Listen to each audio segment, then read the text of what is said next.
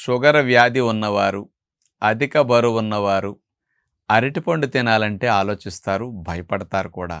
చాలామంది అసలు ఇక షుగర్ వచ్చాక లైఫ్‌లో ముట్టుకోరు. ఒబేసిటీ ఉన్నవారు అస్సలు అరటిపండుని టచ్ చేయరు.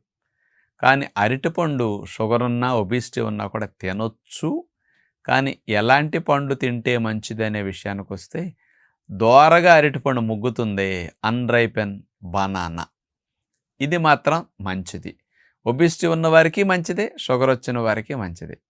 దీనివల్ల బ్లడ్ గ్లూకోజ్ లెవెల్ 50%, 40% అబ్జార్ప్షన్ తక్కువ ఉంటుందని సైంటిఫిక్‌గా రుజువైంది. 1992లో స్పెషల్‌గా డయాబెటిక్ రీసెర్చ్ సెంటర్ డెన్మార్క్ వారు దీని మీద పరిశోధన చేశారు. ఎలాగంటే డయాబెటిస్ హైగా ఉన్న వారిని తీసుకుని ఒక 10 మందిని తీసుకుని వీళ్ళకి దోరగా పండిన అంటే కలర్ వచ్చి దోరగా ఉంటుంది చూసారు